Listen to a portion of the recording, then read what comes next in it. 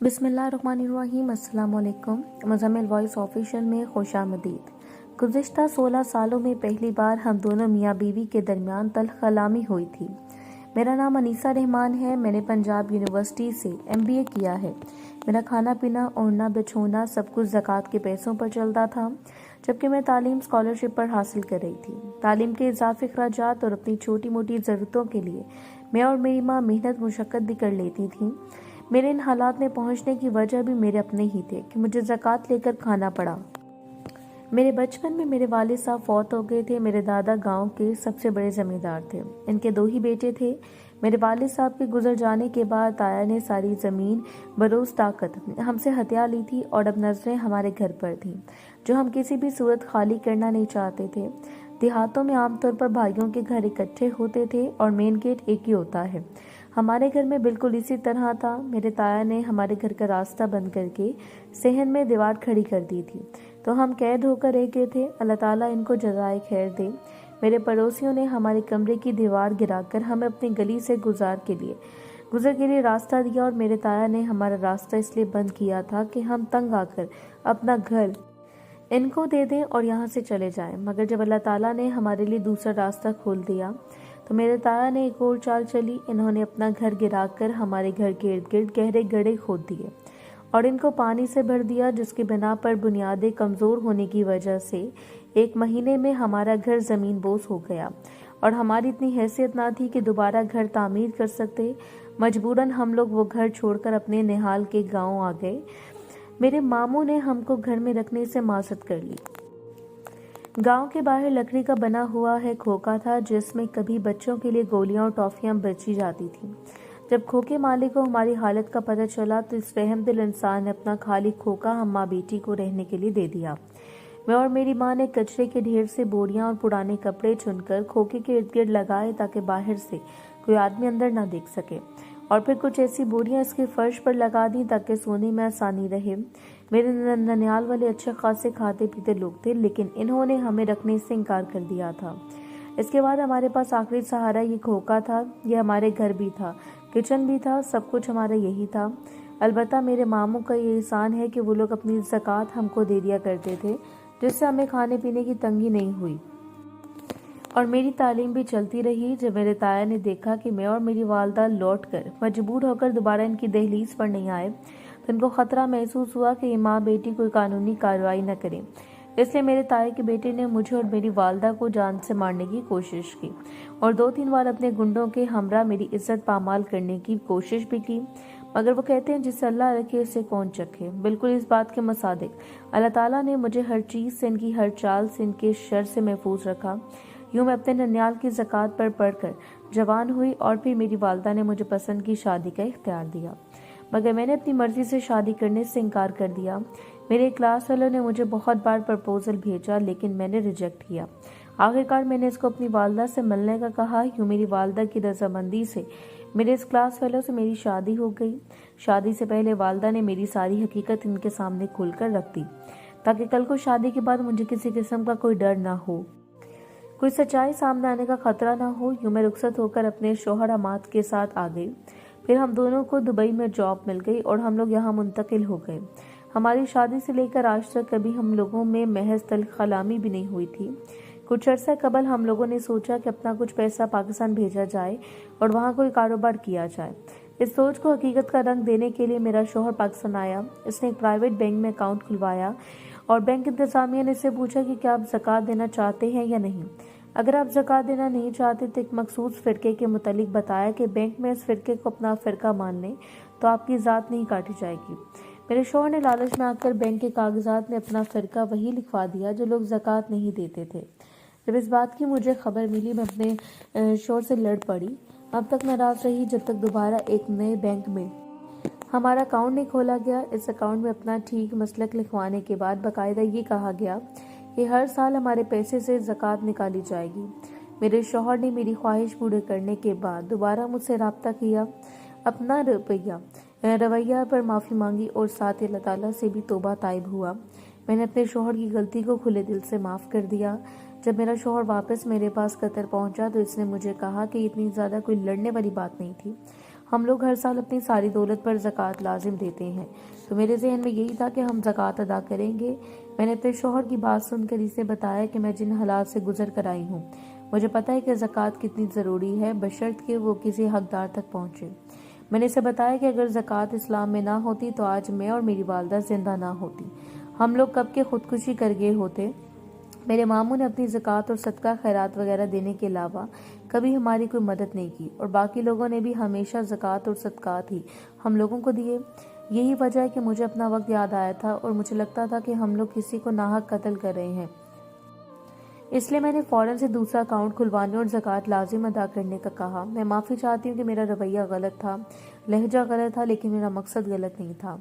मैं आपको गुनाहों से और अल्लाह ताला के हिसाब से बचाना चाहती थी। मेरे शौहर ने मेरी बात सुनकर मेरे हालात को समझा, मुझे अपने सीने से लगाया और वादा किया कि जहाँ तक हो सका मेरा पैसा लोगों की ज़िंदगियाँ बचाने के लिए सर्फ होगा।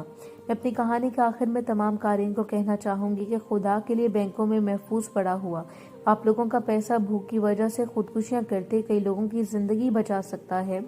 अब बैंक से सूद लेकर गुनाह कर रहे हैं, इससे बेहतर है कि आप इस पैसे पर ज़कात देकर अल्लाह ताला का अज्र सवाब कमाएं। वस्सलाम। मेरी कहानी का यही इख्तिताम होता है।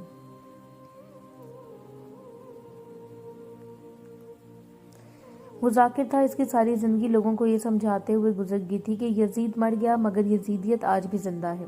यजीदियत तब ख़त्म होगी जब उम्मत मोहम्मदी पर ढाए जाने वाले जुल्म और सितम ख़त्म हो जाएंगे, जब हकदार का हक मिल जाएगा, जब हर कोई पूरे हक के साथ खुद को मुसलमान कह सकेगा, जब हर मुसलमान इंसार मदीना की तरह अपने मुसलमान भाई की हर मुमकिन मदद करेगा। और वह समझाता था कि मोहब्बत अहले बैत और मोहब्बत असहाब ही ज़रिया निजात। न जाने किस जालिम को इससे बुग़्ज़ था कि वो आले रसूल की कब्रों की ज़ियारत करके आ रहा था कि बलूचिस्तान के कुछ शरपसंद अनासिर ने ईरानी सरहद के करीब ही इसको इसके साथियों के साथ बस में जिंदा जला दिया। और मुझ जैसे भटके हुए लोगों को सारी ज़िंदगी यजीदियत और हुसैनियत का फ़र्क समझाने वाला वो जाकिर जाफ़र नकवी खुद किसी की यजीदियत का निशाना बन गया था। यकीनन इसकी मौत का सदमा इसकी फैमिली से ज़्यादा इसके सुनने वालों को था, मगर होने को कौन टाल सकता है। वो खुदा की राह में अपनी कमाई दोनों हाथों से लुटाता था। अगर कभी बीवी कहती कि कुछ बचा के रखो तो वह हज़रत उस्मान गनी और हज़रत अली रज़ी अल्लाह तआला अन्हा की मिसाल देता था, और अक्सर कहता था कि मेरा मकसद उम्मत मोहम्मदी में इत्तेफाक और इत्तेहाद पैदा करना है, मगर शायद मैं अपनी मेहनत का फल नहीं देख पाऊंगा। इसका खदशा सही साबित हुआ और वो जिंदा जला दिया गया। सारी ज़िंदगी लोगों को यजीदियत और हुसैनियत का फ़र्क बताने वाला, लोगों को राह हदायत पर बुलाने वाला, खुद यजीदियत का शिकार हुआ और अपनी जवां साला बेटी और बेवा को छोड़कर चला गया। इसकी मौत हमारे लिए सदमा और इसकी फैमिली के लिए आजमाइश बन गई थी। इसने कभी सारी ज़िंदगी सदका खैरात लेकर नहीं खाया था। इसकी बीवी और बेटी को कभी किसी ने नहीं देखा था। पर्दे का ये आलम था कि दोनों माँ बेटियां भी हज़रत फातिमा ज़हरा की तरह मुंह अंधेरे कब्र में उतर जाने की ख्वाहिशमंद थी, मगर अफसोस कि वो भूल गई थी कि जिस देश की वो वासी हैं वहाँ के बहुत सारे मुसलमान आज भी हकीकी इस्लाम से नाबलद हैं, और ये भी भूल इनकी मौत की वजह से बन गई थी। हुआ कुछ यूँ कि जाफ़र नकवी की मौत के बाद इसकी फैमिली के पास महज एक माह का राशन भी नहीं था, और बज़ाहिर ऐसा कोई काम भी नहीं था जो वो लोग पर्दे में रहकर कर सकते। नकवी साहब की बेटी कुछ पढ़ी लिखी थी। इन्होंने अपने दोस्तों के जरिए से मार्केट से सामान मंगवाकर मुनासिब कीमत पर आगे बेचना शुरू कर दिया। यूँ इनकी रोजी रोटी चलने लगी। फिर इन्होंने सोशल मीडिया का सहारा लिया और ऑनलाइन सामान बेचने लगी। ऐसे कारोबार के दौरान इनका सामना कुछ यजीद के पैरोकारों से हुआ, जिनके लिए किसी का हक गजब करना कोई बड़ी बात नहीं थी। ऐसे ही क्योड़ा के एक शख्स ने इनसे सामान मंगवाया। इस शख्स का बताया था कि वो बच्चियों की शादी के लिए 3 लहंगे और कपड़े लेना चाहता है। आधी रकम एडवांस देगा, बाकी रकम शादी के 3 माह बाद देगा, क्योंकि पहले इसके पास गुंजाइश नहीं होगी। जाफ़र साहब की बेटी ने ये बात मान ली और तकरीबन 2 लाख रुपए एडवांस लेने के बाद 6 लाख रुपए का सामान क्योड़ा भेज दिया। इनको वालिदा ने मना भी किया, मगर इन्होंने कहा कि माँ जी, लड़कियों के हज़ारों ख्वाब होते हैं।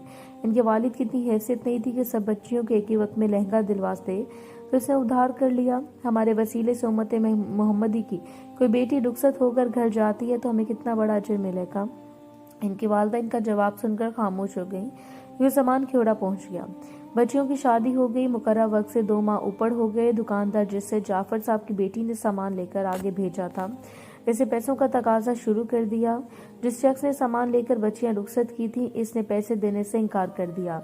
اب اس بیوہ خاتون کے پاس کوئی سہارا نہیں تھا۔ انہوں نے قانون کا سہارا لینا چاہا، مگر افسوس کہ پاکستان قانون غریب کے لیے پھندے جیسی طاقت ہے اور ظالم کے لیے باندی جیسی حیثیت رکھتا ہے، لہٰذا ان کو بھی کوئی قانونی مدد نہ ملے، جبکہ دکاندار نے قرض واپس کے لیے سختی سے پیش آیا۔ یہاں تک کہ قرض کے عوض جسم کا مطالبہ کرنے لگا۔ جب اس کی یہ خواہش بھی پوری نہ ہوئی تو اس نے مرحوم جعفر نقوی کے گھر جا کر اس کی بیوی اور بیٹی کو گالم گلوچ شروع کر دی۔ لوگوں کے پوچھنے پر جھوٹ بولتے ہوئے ڈھٹائی سے کہتا ہے کہ میں نے اس لڑکی کو پیسے سے خرید رکھا ہے۔ اب یہ خاتون مجھ سے بیٹی رخصت کرنے پر تیار نہیں ہو رہی۔ جعفر نقوی جو ساری زندگی لوگوں کو یزیدیت اور حسینیت کا فرق سمجھاتا رہا، آج اس کی بیوہ اور بیٹی خود وقت کے فرعونوں کے ہاتھ لگ گئی تھیں۔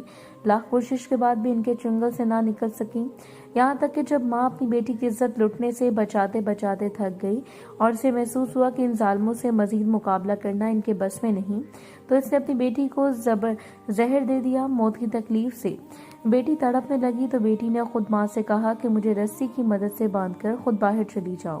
ماں نے ایسا ہی کیا اور گھر سے باہر نکل کر امام مسجد اور کربلا کے والی کے پاس گئی اور ان کو اپنے زیور کا بتایا اور کہا کہ وہ جتنے کا بھی بک جائے اس رقم سے ان کا قرض ادا کر دیا جائے گا۔ ساتھ بیٹی کو زہر دینے کا واقعہ بھی دہرا دیا۔ وہ لوگ دوڑ کر ان کے گھر پہنچے، تب تک بیٹی مر چکی تھی اور ماں راستے میں گر کر مر گئی تھی۔ یوں کچھ ظالم لوگوں نے ان ماں بیٹی کی جان بھی لے لی اور قانون اور معاشرے کی نظر میں آج بھی وہ مہذب اور پارسا ہے۔ میں آج کی کہانی میں بتانا چاہتی ہوں کہ اگر آپ میں نقصان برداشت کرنے کی صلاحیت نہیں تو کاروبار نہ کریں، کسی کا حق کھا کر یزیدی ہونے کا ثبوت نہ دیں، مخلوق خدا پر ظلم نہ کریں۔